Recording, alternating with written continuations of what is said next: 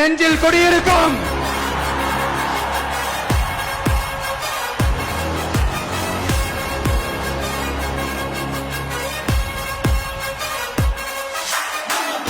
அஞ்சாம அலட்டிக்காம சும்மா கெத்தா தனியா வந்து அத்தனை பேருக்கும் தண்ணி காட்டும். A lion is always a lion. 1967 1977 நம்ம தமிழக அரசியல் ஒரு மிகப்பெரிய ஆட்சி அதிகார மாற்றங்கள் ஒண்ணு நடந்துச்சு இல்லையா? 2026 அப்படி ஒரு வரலாறு திரும்ப போகுதுன்னு உறுதியா சொல்றதுக்கான மாநாடு தான் 2வது மாநில மாநாடு. கூட்டம்லாம் ஓகே தான், அது எப்படி ஓட்டா மாறும்? இப்படி கதை, திரைக்கதை, வசனம், இயக்கம், பாடல்கள். Stalin uncle, what uncle is very wrong uncle. இதுல வேற உங்க அப்பானு கூப்பிடுறாங்கன்னு வேற சொல்றீங்க. What is this uncle is very very wrong uncle is very very wrong. 2026 2 பேருக்கு நடுவுல தான் போட்டியே. ஒன்னு டிவிகே, இன்னொன்னு டிஎம்கே. எதிர்காலம் வரும், என் கடமை வரும், இந்த கூட்டத்தின் ஆட்டத்தை ஒழிப்பேன். சிங்கம், ஒரு சிங்கம் எப்போ எதுலயும் பெக்யூலியர் தான். ஒரு முறை சிங்கம் கரிசிச்சதுன்னா அந்த சவுண்ட்ல ஒரு 8 கிலோமீட்டருக்கு சும்மா அதிரும், எல்லா திசைகளும் அதிரும். அப்படிப்பட்ட அந்த சிங்கம் வேட்டைக்கு மட்டும்தான் வெளியில வரும், வேடிக்கை பார்க்கறதுக்கெல்லாம் வெளியில வராது. வேட்டையில கூட உயிரோடு இருக்கிற மிருகங்களை தான் வேட்டையாடும். அதுலயும் பெரும்பாலும் தன்னை விட பெரிய சைஸ் உள்ள மிருகங்களை தான் குறி வச்சு தாக்கும், ஜெயிக்கும். எவ்வளவு பசியில் இருந்தாலும் உயிர் இல்லாததை, கெட்டு போனதை தொட்டு கூட பார்க்காது. அப்படிப்பட்ட அந்த சிங்கம் அவ்வளவு ஈஸியா எதையும் தொடாது, தொட்டா விடாது. காட்டோட 4 பக்கமும் மார்க்கிங் மை டெரிட்டரின்னு தன்னுடைய பவுண்டரியை தானே வகுக்கும். அப்படிதான் அந்த காட்டையே தன்னோட கண்ட்ரோல்ல வச்சிருக்கும். சிங்கத்துக்கு கூட்டத்தோட இருக்கிறதுக்கும் தெரியும், தனியா இருக்கிறதுக்கும் தெரியும். அப்படியே தனியா வரணும்னு நினைச்சாலும் அஞ்சாம அலட்டிக்காம சும்மா கெத்தா தனியா வந்து அத்தனை பேருக்கும் தண்ணி காட்டும். எப்போ எதிலையும் தன்னோட தனித்தன்மை இழக்கவே இழக்காது. Yes, a lion is always a lion.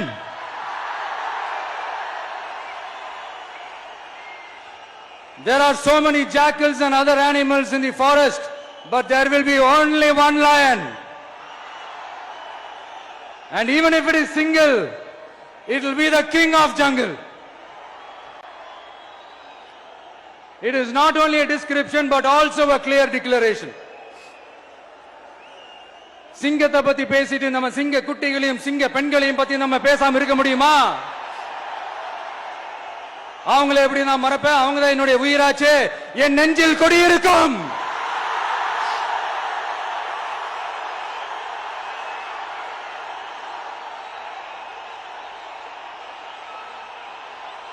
என்னுடைய தோழர்களுக்கும் தோழிகளுக்கும்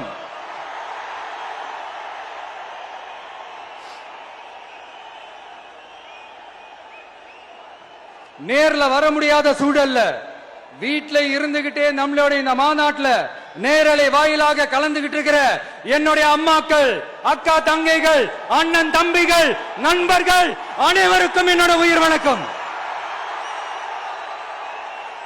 என்னோட உயிர் வணக்கம், என்னோட உயிர் வணக்கம்.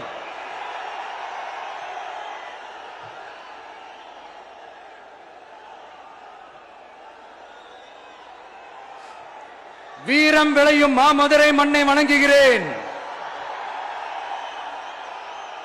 இந்த மதுரைனாலே உடனே ஞாபகத்துக்கு வரது சீறி பாஞ்சி துள்ளி குதிக்கிற யாருக்கும் அடங்காத காளைகள் விளையாடுற அலங்காநல்லூர் ஜல்லிக்கட்டு தான். நம்ம வைகை ஆறுதான் அழகர் ஆத்துல இறங்குற வைபவம் மதுரை மீனாட்சி அம்மன் இந்த மண்ணோட உண்மையான குணம், உணர்வு பூர்வமான மண் இது. அது மட்டும் இல்ல, இந்த மண்ணில் வாழ்ற மக்களும் அப்படித்தான் உணர்வு பூர்வமான ஆளுங்க. நான் இந்த மண்ணில் கால் எடுத்து வச்ச உடனே ஒரே ஒருத்தரை பத்தி தான் மனசுக்குள்ள ஓடிக்கிட்டே இருந்தது. அவர் யாருன்னு உங்களுக்கும் தெரிஞ்சிருக்கும். சினிமானாலும் சரி, அரசியல்னாலும் சரி, நமக்கு ரொம்ப ரொம்ப பிடிச்சது புரட்சி தலைவர் எம்ஜிஆர் அவர்கள் தான். அவரோட பழகிறதுக்கு எனக்கு வாய்ப்பு கிடைக்கல. ஆனா அவரை மாதிரியே குணம் கொண்ட என்னுடைய அண்ணன் புரட்சி கலைஞர் கேப்டன் விஜயகாந்த் அவர்களோட பழகிறதுக்கு எனக்கு நிறையவே வாய்ப்பு கிடைச்சது. அவரும் இந்த மதுரை மண்ணை சேர்ந்தவர் தானே, அவரை மறக்க முடியுமா? தமிழ்நாட்டு மக்கள் உணர்வுபூர்வமா உண்மையா நம்ம பக்கத்திலே நிக்கிறவங்க, அதுக்கு ஒரு மிகப்பெரிய அடையாளம் தான் இந்த மதுரை மண். நம்ம தமிழக வெற்றி கழகம் கையில் எடுத்திருக்கிற அரசியலும் அப்படித்தான். உண்மையான அரசியல், உணர்வு பூர்வமான அரசியல், நல்ல அரசியல், நல்லவங்களுக்கான அரசியல், நாட்டு மக்களுக்கான அரசியல், நல்லது மட்டுமே செய்கிற அரசியல்.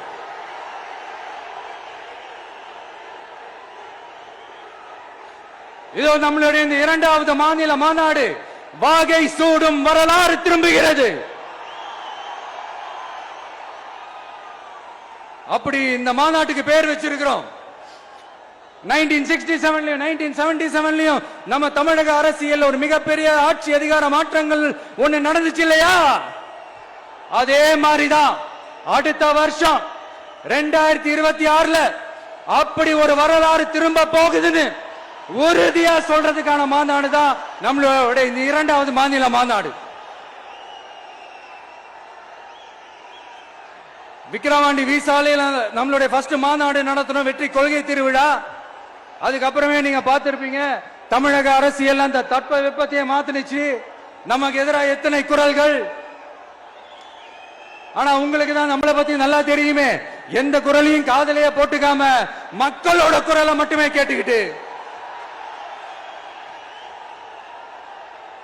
நமக்கு எதிராக வர அத்தனை கூக்குரல்களையும் சின்னதா ஒரு சிரிப்போடவே கடந்து வந்திருக்கிறோம். அது இல்லாம நம்ம மாநாட்டில் ஒலிக்கிற இந்த குரல், இந்த ஒற்றை தமிழ் மகனோட குரல் மட்டுமல்ல, ஒட்டுமொத்த தமிழ்நாட்டு மக்களுடைய குரல். தமிழ்நாட்டில் இருக்கிற ஒவ்வொரு வீட்டில இருந்தும் ஒலிக்கிற குரல், ஒட்டுமொத்த உலகெங்கும் வாழும் ஒவ்வொரு தமிழ் வீட்டிலிருந்தும் எழும் குரல். இந்த சினிமா என்கிற மாபெரும் கலை ஆயுதத்தின் வாயிலாக சாதி, மதம், இனம், பாலினம், மொழி கடந்து இந்த நாட்டின் மூளை முடுக்கெங்கும் ரசிகர்களாக இருந்து தோழர்களாக நம்மோடு பயணிக்க துவங்கியுள்ள அனைவரோடும் இணைந்த ஒவ்வொரு மனிதருக்காகவும் ஒலிக்கிற உரிமை குரல். மாநில உரிமைக்காக, பெண் உரிமைக்காக, சமூக நீதிக்காக, சமநீதிக்காக, மதச்சார்பின்மைக்காக உண்மையா ஒலிக்கிற குரல். அதனால் இந்த குரலுக்கு எதிராக இன்னும் இன்னும் எத்தனை எத்தனை குரல்கள் வந்தாலும் ஓங்கி ஒலிக்குமே தவிர ஒரு நாளும் ஓயவே ஓயாது. Yes, it is an unstoppable voice, an unstoppable force.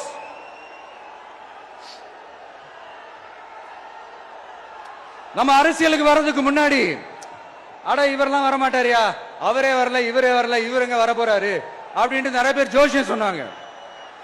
அப்புறம் நம்ம கட்சியினுடைய பேர் அறிவிச்சதுக்கு அப்புறம், பேரு தானே அறிவிச்சிருக்கிறாரு, மக்கள் கிட்ட பேரு வாங்கணும்ல, அதெல்லாம் முடியாதுன்னாங்க.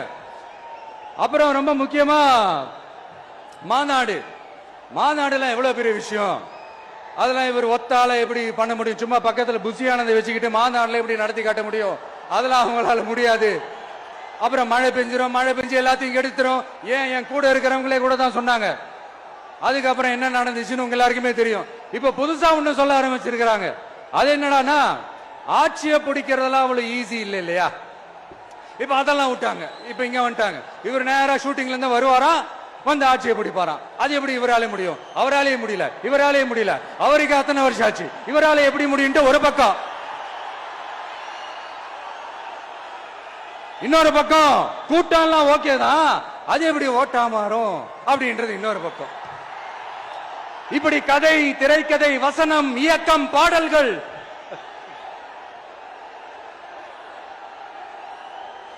அதனால இந்த அரசியல் ஆய்வாளர்களுக்கு நான் சொல்றதெல்லாம் ஒன்னே ஒண்ணுதான், நல்லா கேட்டுக்கங்க. இந்த விஜய் ஏதோ இந்த பல லட்சம் பேர் கூடுற கூட்டத்தில் மட்டுமே இருக்கிறாரு அப்படின்னு மட்டும் தப்பு கணக்கு போட்டாதீங்க. ஏன்னா நம்மளுடைய இந்த கூட்டம் வெறும் ஓட்டா மட்டும் இல்லைங்க, வரப்போற தேர்தலில் மக்கள் விரோத ஆட்சியாளர்களுக்கு நாம வைக்க போற வேட்டா, நம்மளை கோட்டைக்கு அனுப்ப போற ரூட்டா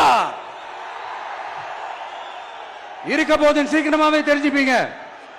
ஏன்னா கோடிக்கணக்கானவங்களோட ஹார்ட்லயும் வீட்லயும் ஏற்கனவே ஆல்ரெடி உயிரா உணர்வா உறவா இருக்கிறோம். நம்மளுடைய கனெக்ட் எல்லாம் வெறும் மக்களோட மட்டும்தான். நாம யாருன்னு அவங்களுக்கு தெரியும், அவங்க யாருன்னு நமக்கு தெரியும். நாமளும் நம்ம மக்களும் எப்படி இருக்கிறோம்னு எதிரிகளுக்கு நல்லாவே தெரியும். இருந்தாலும் இந்த விஜய் எதுக்குப்பா வந்திருக்கிறாரு, இவர் என்ன புதுசா என்ன திட்டம்லாம் சொல்லிட்டாரு அப்படின்னு வேற நிறைய கேள்விகள். இந்த சொல்றேன் தெரிஞ்சுக்கங்க. பெண் குழந்தைகள், பெண்கள் மற்றும் வயசானவங்களோட பாதுகாப்புல தான் நம்ம பிரையாரிட்டியே.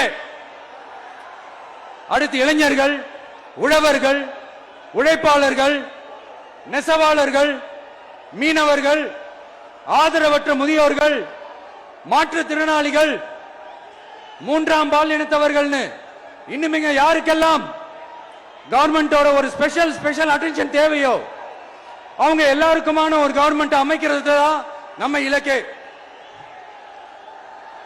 நான் ஏற்கனவே சொன்னது தான் நான் திரும்பவும் சொல்றேன். நம்மளுடைய இந்த தமிழக வெற்றி கழகம் ஏதோ அரசியல் ஆதாயத்துக்காக தொடங்கப்பட்ட கட்சி எல்லாம் கிடையாதுங்க. கொள்கை கோட்பாடுகளோடு தந்தை பெரியார், பெருந்தலைவர் காமராஜர், அண்ணல் அம்பேத்கர், வீரமங்க வேலு நாச்சியார், மக்கள் சேவகர் அஞ்சலை அம்மாள், நம்மளுடைய 5 கொள்கை தலைவர்களோட வழிகாட்டுதல்களோடு தொடங்கப்பட்ட கட்சி. நம்ம ஸ்டாண்ட்ல நாம எப்பவுமே ஸ்ட்ராங்கா தாங்க இருக்கிறோம். அதுல எந்த மாற்றத்துக்கோ எந்த சமரசத்துக்கோ துளி கூட இடமில்லை. நம்மளுடைய ஒரே கொள்கை எதிரி பாஜக தான். நம்மளுடைய ஒரே அரசியல் எதிரி திமுக தான். எப்படி நம்மளுடைய ஒரே கொள்கை எதிரி, நம்மளுடைய ஒரே அரசியல் எதிரி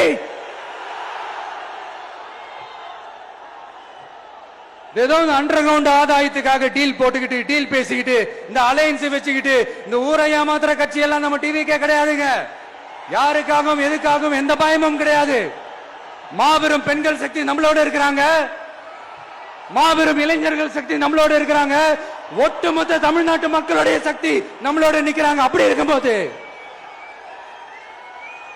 இந்தியாவில் இருக்கிற எல்லா ஸ்டேட்லயும் வாழ்ற நம்ம தமிழ் நெஞ்சங்கள் மட்டும் இல்ல, உலகம் பூரா 100க்கும் மேலான நாடுகள்ல வாழ்ற நம்ம தாய் தமிழ் உறவுகள் எல்லாருமே என்ன விஜய் தளபதி விஜய் இல்லனா விஜய் தளபதி இப்படி சொந்தம் கொண்டாடுற கோடிக்கணக்கானவங்களோட அன்பு மாசியும் நம்மளோட இருக்கும் போது, இவங்க எல்லாருமே நம்மளோட நிக்கும் போது எதுக்குங்க இந்த பாசிச பாஜகவோட நேரடி கூட்டணியோ இல்ல மறைமுக கூட்டணியோ உறவு வச்சுக்க? நாம என்ன உலகமாக ஊழல் கட்சி என்ன?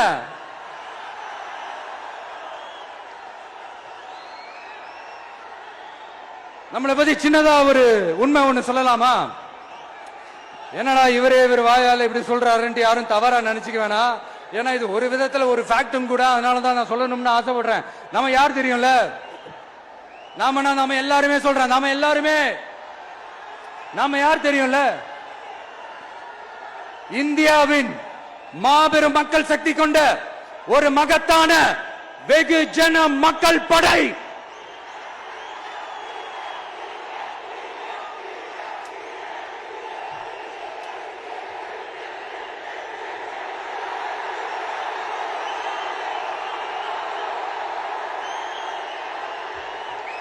அதனால நம்ம தலைமையில நாம் அமைக்க போற இந்த உண்மையான மக்களாட்சிக்கான அச்சாரமாக மாபெரும் மக்கள் சக்தியை அணி அணியாக நம்மளோட திரண்டு நிக்கிறப்போ இந்த அடிமை கூட்டணியில சேர வேண்டிய அவசியம் நமக்கு இருக்குங்க. நம்மளுடைய இந்த கூட்டணி சுயமிழந்த கூட்டணியெல்லாம் இருக்காது, சுய மரியாதை கூட்டணியா தான் இருக்கும். இந்த ஒரு பக்கம் RSS கிட்ட அடிபணிஞ்சுக்கிட்டு, இன்னொரு பக்கம் மதச்சார்பற்ற கூட்டணின்னு இந்த மக்களை ஏமாத்துற கூட்டணியெல்லாம் நம்ம கூட்டணி இருக்காது.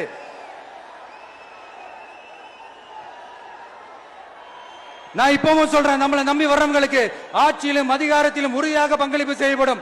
உடனே இந்த கேள்விகள்லாம் வரும். அப்ப யாரு கூட்டணி, யாரு வரா, யாரு போறா, இந்த கேள்விகள்லாம் வரும். இந்த கேள்விகளுக்கெல்லாம் ஒரே ஒரு பதில் தான், சஸ்பென்ஸ்ல சஞ்சாரம் செய்யுங்க. ஆனா ஒண்ணு, 2026ல 2 பேருக்கு நடுவுல தான் போட்டியே. ஒன்னு டிவிகே, இன்னொன்னு டிஎம்கே. இந்த போட்டி எப்படி இருக்க போதுன்னா, இந்த அலையன்ஸ் வச்சு எப்படியாவது நம்ம தப்பிச்சிடலாம். என்ன இந்த அறத பழைய இந்த மேத்தமேட்டிக்ஸ், அரித்மேட்டிக்ஸ் இதெல்லாம் வச்சு எப்படியாவது நம்ம தப்பிச்சிடலாம் அப்படின்னு நினைக்கிறவங்களோட அந்த கனவு ஒரு நாளும் மைப்படாது. சரி, இப்ப நம்ம வேற ஒரு ஏரியாவுக்கு ஒண்ணு வருவோம். எதிர்காலம் வரும், என் கடமை வரும், இந்த கூட்டத்தின் ஆட்டத்தை ஒழிப்பேன்.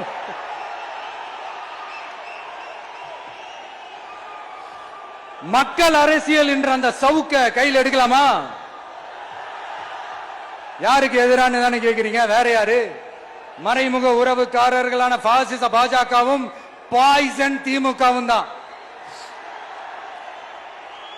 மாண்புமிகு பிரதமர் நரேந்திர மோடிஜி அவர்களே 3வது முறையா ஒன்றியத்தோட ஆட்சி அதிகாரத்தை நீங்க தானே கையில் வச்சிருக்கிறீங்க. இல்ல, நாங்க தெரியாம தான் கேட்கிறோம். நீங்க ஆட்சிக்கு வந்தது ஒட்டுமொத்த மக்களுக்கும் நல்லது செய்யவா, இல்ல நம்மளுடைய இந்த இஸ்லாமிய நண்பர்களுக்கும் இஸ்லாமிய தோழர்களுக்கும் எதிராக சதி செய்யவா? மக்களுக்கு உங்ககிட்ட கேட்கறதுக்குன்னு ஏராளமான கேள்விகள் இருக்குது. அதனால அவங்க சார்பா, அவங்கள ஒருத்தனா, அவங்களோட ஒரு உண்மையான ஒரு பிரதிநிதியா உங்ககிட்ட சில கேள்விகள் கேட்கணும். மிஸ்டர் பிரைம் மினிஸ்டர் அவர்களே, நம்ம தமிழ்நாட்டு மீனவர்கள் கிட்டத்தட்ட ஒரு 800 பேருக்கு மேல இலங்கை கடற்படையால தாக்கி அழிக்கப்பட்டிருக்கிறாங்க. அதை கண்டிக்கிறதுக்காக உங்களை பெருசா எதுவும் செய்ய சொல்லல, சின்னதா ஒண்ணே ஒண்ணு மட்டும் செஞ்சு கொடுங்க. இனிமேலாச்சு எங்களுடைய மீனவர்கள் பாதுகாப்பா இருக்கிறதுக்காக இந்த கச்சத்தீவை இலங்கை கிட்ட இருந்து மீட்டு கொடுத்துருங்க, அது போதும். உங்களுடைய இந்த முரட்டு பிடிவாதத்தால நீங்க நடத்துற இந்த நீட்டு தேர்வு, அதனால இங்க என்னென்ன நடக்குதுன்னு சொல்றதுக்கே மனசு வலிக்குது. அதனால அந்த நீட்டு தேர்வு தேவையில்லைன்னு அறிவிச்சிருங்க, அது போதும். செய்வீர்களா திரு நரேந்திரபாய் தாமோதர் மோடிஜி அவர்களே?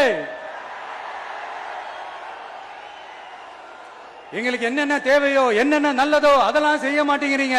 ஆனா ஆட்சி அதிகாரத்தை மட்டும் கையில வச்சுக்கிட்டு மக்களை ஏமாத்த நேரடியாக ஒரு பாசிச பாஜக அடிமை கூட்டணி ஒண்ணு. அடுத்து உங்களோட இந்த மைனாரிட்டி ஆட்சியை ஓட்டுறதுக்காக மறைமுகமாக RSS அடிமை குடும்பம்னு இன்னொரு கூட்டணி. இப்படி மக்கள் சக்தியே இல்லாத இந்த ஊழல் கட்சிகளை மிரட்டி அடிபணிய வச்சு 2029 வரைக்கும் சொகுசு பயணம் போயிடலாம்னு திட்டம் தீட்டி வச்சிருக்கிறீங்க. அதானே ஜி? என்ன ஜி? ஒண்ணு மட்டும் சொல்றேன், தெரிஞ்சுக்கங்க. என்னதான் நீங்க இந்த நேரடி மறைமுக கூட்டணி குட்டிகரணம் போட்டாலும் தாமரை இலையில தண்ணியே ஒட்டாது. தமிழக மக்கள் மட்டும் எப்படி ஒட்டுவாங்க?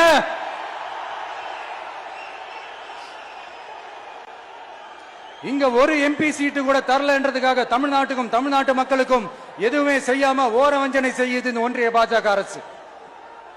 சங்கம் வச்சு தமிழ் வளர்த்த மண் இந்த மதுரை மண். அதனால இங்க அந்த கீழடியில கிடைச்ச ஆதாரங்களை எல்லாம் மறைச்சிட்டு எங்க நாகரிகத்தையும் எங்க வரலாறையும் அழிக்கிறதுக்காக உள்ளடி வேலை செய்யலாம்னு நினைக்கிறீங்க. தமிழ்நாட்டை தொட்ட என்ன நடக்கும் நீங்க பல உதாரணங்கள் இருக்குது. அதனால இதையெல்லாம் மறைச்சிட்டு எங்க மக்களை ஏமாத்திடலாம்னு மட்டும் நினைக்காதீங்க. மத நல்லிணக்கத்திற்கு பெயர் பெற்ற இந்த மதுரை மண்ணிலிருந்து சொல்றேன், உங்க எண்ணமெல்லாம் ஒரு நாளும் ஈடேறாது.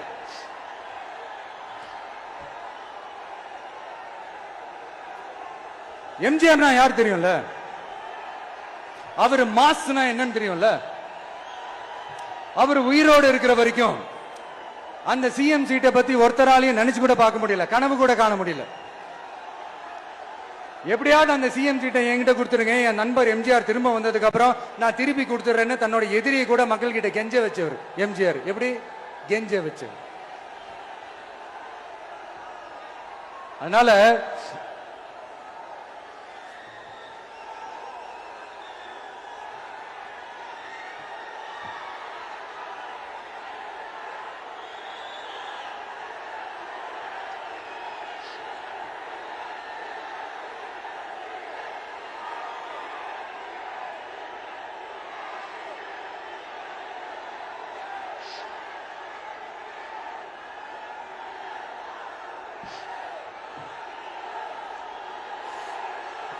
ஆனா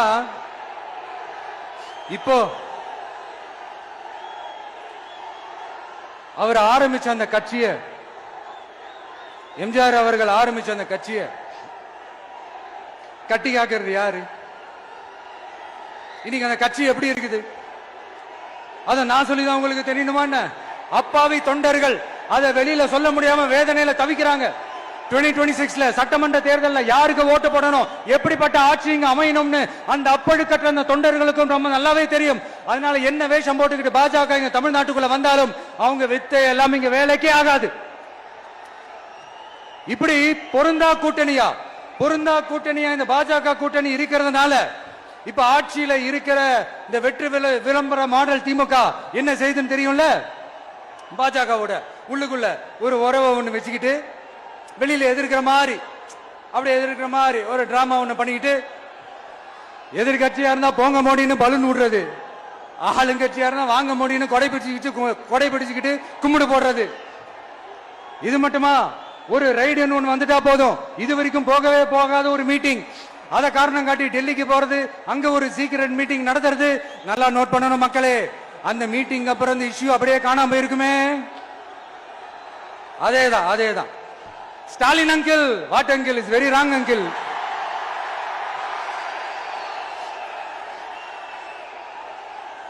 இப்படி தமிழ்நாட்டில் இப்ப நடக்கிற இந்த ஆட்சியினுடைய லட்சணத்தை பார்த்துக்கிட்டு நாம எப்படி சும்மா இருக்க முடியும்?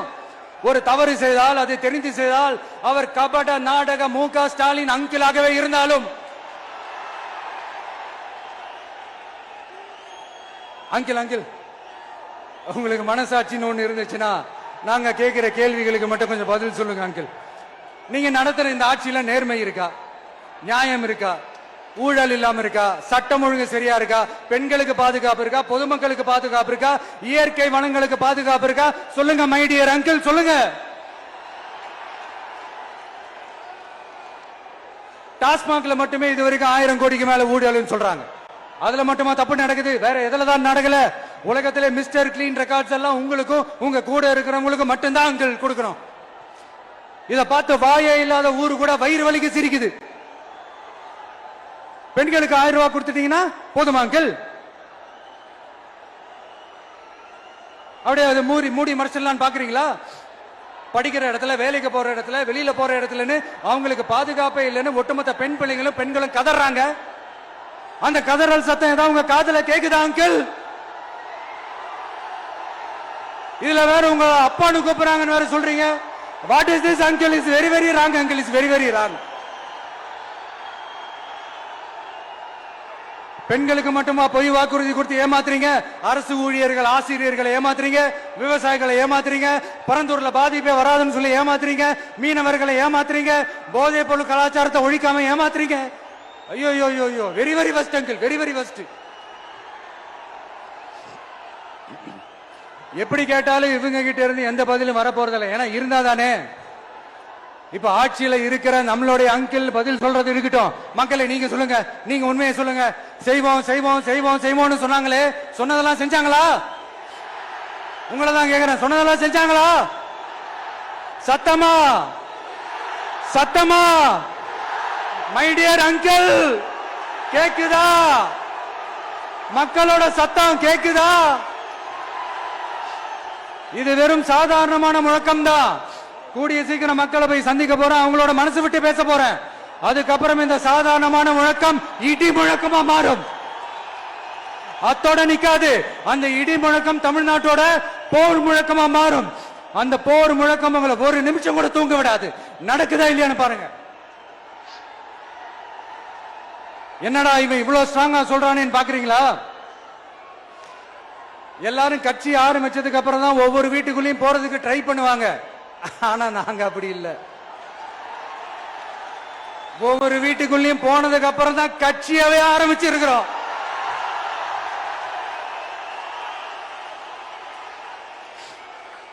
அதனால ஒட்டுமொத்தமா எல்லாருமா சேர்ந்து இந்த திமுக ஆட்சிய, கபட நாடக திமுக ஆட்சிய 2026 தேர்தலில் வீட்டுக்கு அனுப்புறோம்.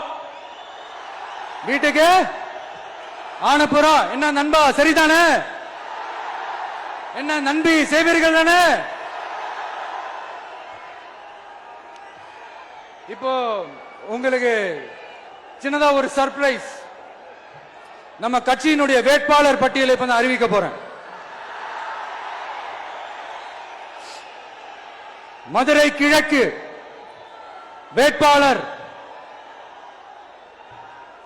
விஜய். இன்னும் முடிக்கல.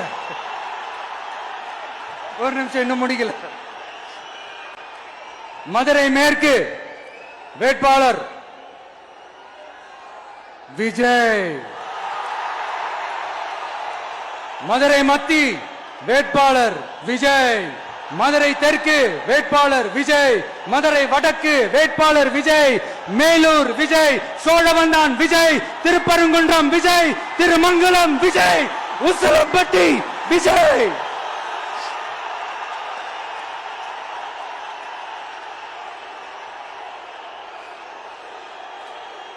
என்னடா எல்லா தொகுதியிலும் ஒரே வேட்பாளர்னு பாக்குறீங்களா? 234 தொகுதியிலும் இந்த விஜய் தான், அதாவது உங்க விஜய் தான் உங்க சின்னம்.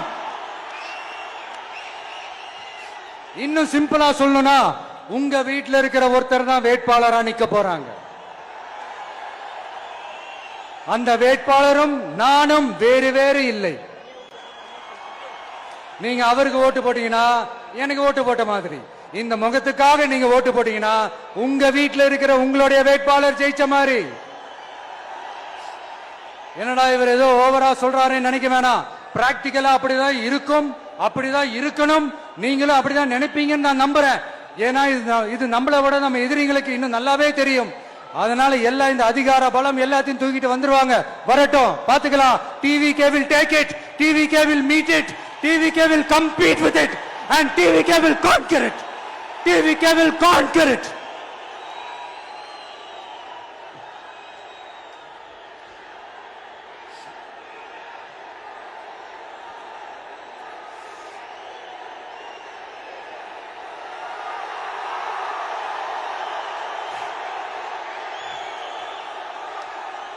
இந்த நேரத்துல நம்ம மனசுல இருக்கிறத மக்கள் கிட்ட சொல்லி ஆகணும். தூத்துக்குடி ஸ்னோலினோட அம்மா என்ன அவங்களோட தம்பி, இன்னும் அவங்க பொண்ணுக்கு நான் தாய் மாமன்னு சொன்னாங்க. அந்த அக்காவோட குழந்தைக்கு மட்டும் இல்லைங்க, என்ன அண்ணனா தம்பியா நினைக்கிற தமிழ்நாட்டில் இருக்கிற என்னோட எல்லா சகோதரிகளின் குழந்தைகளுக்கும் நான் இன்னைக்கு மட்டும் இல்ல, என்னைக்குமே ஒரு தாய் மாமனா தான் இருப்பேன். நீங்க எல்லாரும் என்னுடைய ரத்த உறவு, கூட பிறந்த பொறுப்பு. என் வீட்டு ரேஷன் கார்டுல வேணா உங்க பேர் இல்லாம இருக்கலாம், உங்க வீட்டு ரேஷன் கார்டுல வேணா என் பேர் இல்லாம இருக்கலாம். ஆனா நாம எல்லாரும் ஒண்ணுதான், உறவுதான். நமக்கு இடையே எந்த அரசியலும் உள்ள நுழையவே முடியாது. என்கிட்ட இருந்து உங்களையும், உங்ககிட்ட இருந்து என்னையும் எந்த சக்தியாலும் பிரிக்கவே முடியாது. அப்புறம் நான் ஒன்னும் இந்த மார்க்கெட் போனதுக்கு அப்புறம், ரிட்டையர் ஆனதுக்கு அப்புறம் அடைக்கலம் தேடி அரசியலுக்கு வரல, படைக்கலனோட வந்திருக்கிறோம். பவர்ஃபுல் போர்ஸோட, மாபெரும் படை வரிசையோட, எல்லாத்துக்கும் தயாராகி தான் வந்திருக்கிறோம். இவ்வளவு தயாரா நாம அரசியலுக்கு வர்றதுக்கு ரொம்ப ரொம்ப முக்கிய காரணம் ஒண்ணு இருக்கு. அது என்ன தெரியுமா? நன்றி கடன், நன்றி கடன், நன்றி கடன். கிட்டத்தட்ட ஒரு 30 வருஷமா, 30 வருஷத்துக்கு மேல நீங்க தான், நம்ம மக்கள் தான் என் கூட நிக்கிறீங்க, எனக்காக நிக்கிறீங்க, என்ன தாங்கி பிடிக்கிறீங்க, மனசுல ஏந்தி பிடிக்கிறீங்க, தாய் அன்போட மடியில ஏந்திக்கிறீங்க. உண்மையை சொல்லணும்னா வேற யாரை விடவும் எனக்கு இந்த அன்பையும் ஆதரவையும் கொடுத்திருக்கிறீங்க. என் மேல உயிரையே வச்சிருக்கிறீங்க. என்ன உங்க வீட்டுல ஒருத்தனாவே ஆக்கிட்டீங்க. நீங்க எனக்கு கடவுள் கொடுத்த வரம்.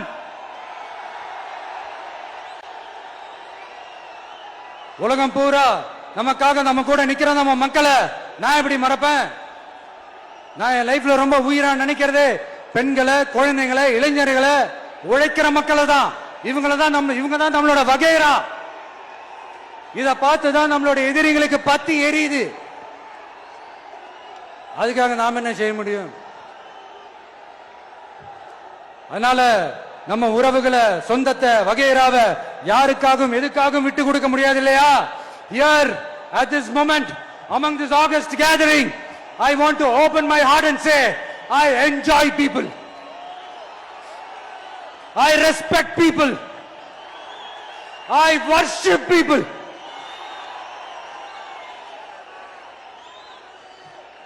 சரிபா, இவ்வளவு செஞ்ச நம்ம மக்களுக்கு நன்றி கடனா உன்னால முழுமையா செலுத்த முடியுமான்னு கேட்டா சத்தியமா சொல்றேன், என்னால முடியாதுதான். இன்னும் எத்தனை ஜென்மம் எடுத்தாலும் அந்த நன்றி கடனை என்னால தீர்க்கவே முடியாது. அப்புறம் என்ன மானாவு கடா நீ வந்திருக்க அதானே கேக்குறீங்க? மைண்ட் வாய்ஸ் கேட்ட மாதிரி இருந்தது.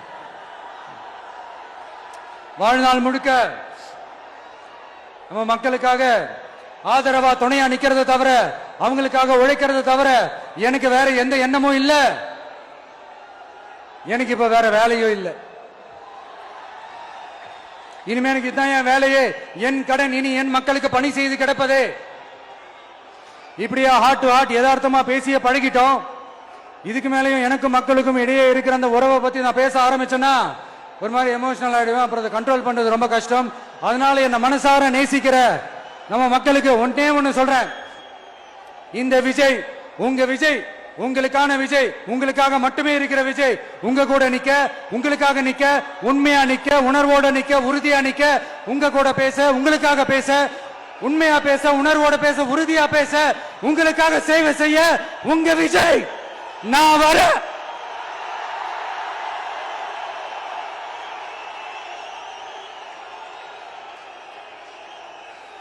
சொல்லல முக்கியம், செயல் செயல் செயல் தான் முக்கியம். செய்கை தான் சும்மா சிறப்பா இருக்கணும். நான் ஆட்சிக்கு வந்தேன்னா சும்மா அது செய்வேன், இது செய்வேன், நல்லது செய்வேன், உருட்டுவேன், புரட்டுவேன், அதெல்லாம் கிடையாது. செய்யறதுக்கு, நல்லது செய்யறதுக்கு, நல்லது செய்யறதுக்கு மட்டும்தான் இந்த விஜய். அப்புறம் ஒரு அரசியல் தலைவன் அவன் சினிமாக்காரனா, நல்லவனா, கெட்டவனா, இதெல்லாம் தாண்டி அவன் உண்மையானவனா, அதுதான் ரொம்ப ரொம்ப முக்கியம். இது சம்பந்தமா ஒரு குட்டி கதை ஒண்ணு சொல்றேன். ஒரு நாட்டுல ஒரு ராஜா தனக்கு பக்கபலமா இருக்கிறதுக்காக, கூட துணையா இருக்கிறதுக்காக ஒரு தளபதியை தேடுறாரு. சரியான தகுதிகளோட ஒரு 10 பேர் செலக்ட் ஆகுறாங்க. ஆனா அதுல ஒருத்தர் மட்டும் தான் செலக்ட் பண்ணணும். அதனால அந்த ராஜா என்ன பண்றாருன்னா ஒரு டெஸ்ட் வைக்கிறாரு. அந்த 10 பேர் கையிலையும் விதை நெல்லை கொடுத்து இதை நல்லா வளர்த்து கொண்டு வாங்க, ஒரு 3 மாசம் கழிச்சு வாங்கன்னு சொல்லி அனுப்பி வச்சிடுறாரு. 3 மாசம் கழிச்சு வரும்போது அதுல ஒருத்தர் ஆளு உயரத்துக்கு வளர்த்திருந்தாரு, ஒருத்தர் தோல் உயரத்துக்கு வளர்த்திருந்தாரு. அதுல ஒரு 9 பேரும் நல்லா வளர்த்து கொண்டு வந்திருந்தாங்க. ஒருத்தர் மட்டும் வெறும் தொட்டியோடவே வந்தாரு. என்னன்னு கேட்டதுக்கு, நானும் தண்ணி ஊத்தி ஊத்தி பாக்குறேன், உரம் வச்சு வச்சு பாக்குறேன், வளரவே மாட்டேங்குது ராஜா, என்ன பண்றதுன்னு தெரியலன்னு சொன்னதுக்கு ராஜா அவரை கட்டி அணைச்சிக்கிட்டு, இனிமே நீதான் என்னுடைய தளபதி, எல்லா அதிகாரமும் உனக்கு தான் சொன்னாரு. ஏன்னா அந்த 10 பேர் கையிலையும் ராஜா கொடுத்தது அவித்த விதை நெல், அது முளைக்கவே முளைக்காது. அந்த 9 திருட்டு பயலும் என்ன பண்ணிருக்காங்கன்னா வேற விதை நெல்ல வாங்கி அதை வளர்த்துட்டு ராஜாவையும் மக்களையும் ஏமாத்திருக்கிறாங்க. ஆனா இவர் மட்டும் உண்மையை போட்டு உடைச்சிட்டார். அதனால ஒரு நாட்டுக்கு திறமை எந்த அளவுக்கு முக்கியமோ அந்த அளவுக்கு உண்மையும் நேர்மையும் முக்கியம். இப்போ நீங்க எல்லாரும் தான் அந்த ராஜா. நீங்க தேர்ந்தெடுக்க போற அந்த தளபதி